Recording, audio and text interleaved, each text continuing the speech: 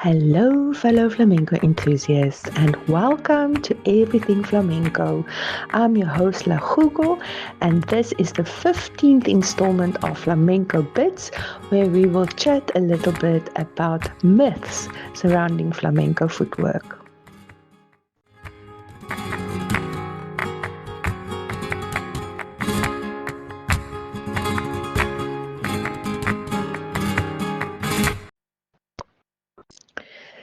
So it's been a full 10 days since I posted the last episode.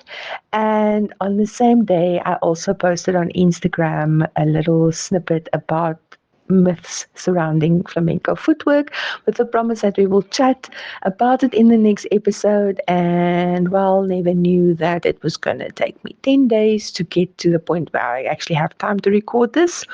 Um, it's been a busy 10 days. Life happens. You don't have to know all the ins and outs. The most important thing is that we've got our first Cape Town Flamenco Collective studios having a show on Sunday at the Theatre Arts Collective in Observatory.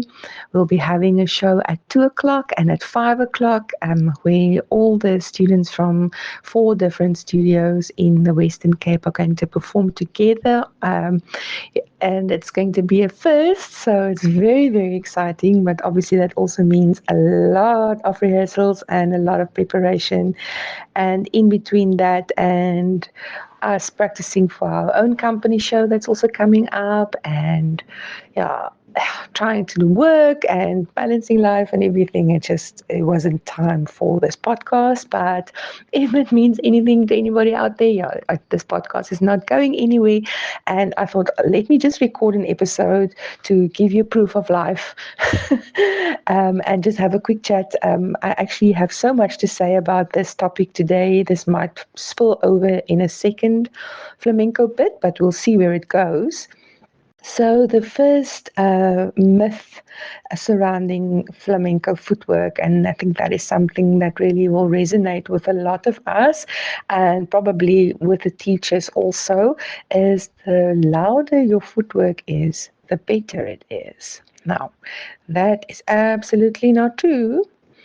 Uh, when we do technical class, for example, yeah, it's nice to do it nice and loud and get your feet strong. But when it comes to the practicalities, when you get into performance, and if you really look closely at flamenco videos, you will notice that it's not always stomping, it's very musical.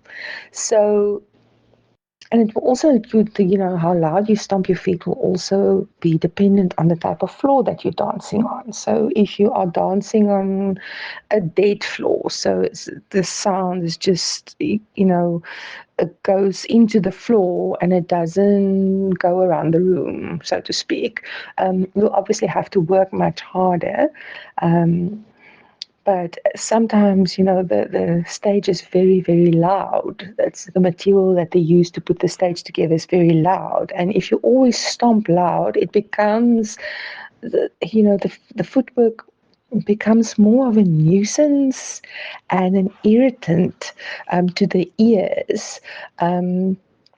Then it becomes enjoyable. So in order for it to become enjoyable, you really need to understand the strength of your feet, not only the technique, like lifting the heels and, lifting your feet from the back and trying to, if you're doing a flat, for example, to put your whole foot down, in the proper way. It's not only that, it's also like the strength that you exert via your body into your feet, and how strong you need to be in order to make a specific level of sound in order to make it musical. So if you've got a beautiful piece of music, so say for example, the guitar is playing this beautiful melody and maybe it's only you on the stage, um, it will be completely different to where you maybe have 6 or 8 dancers on stage and you're all making noise with your feet. There's a lot of things to consider. And if you all just stomp loudly, even if you're on your own, if you just stomp loudly, choreography, that beautifulness of the technique actually goes to waste because it's not heard, because all people just hear noise and then everything will also sound the same.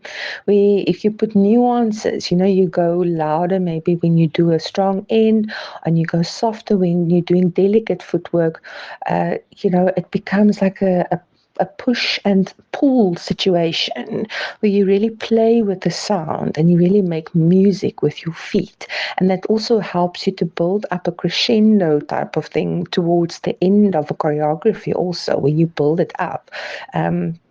And you protect your joints because can you just imagine just like stomping like crazy the whole time? Number one, you're going to get very tired, and number two, you can actually injure yourself. So louder is nice sometimes, but louder is not always better. And now you see, we're already almost at 5 minutes of a flamenco bit. And I only addressed one. So we will definitely go into a second part of this myths surrounding flamenco footwork. Yeah, so I'll chat to you again.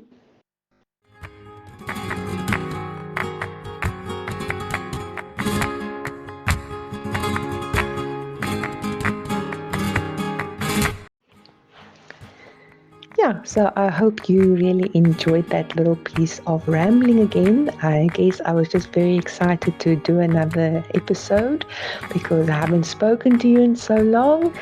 And so we'll definitely talk about this topic again in the next episode. And if you haven't gotten tickets for the Cape Town Flamenco Collective show on Sunday, there's only a little bit left. So please go and buy your tickets now. You don't want to miss the show. It's going to be amazing. So I will pick up this flamenco footwork myths with you in the next episode and hope you enjoy your weekend. Go and watch flamenco. Ole!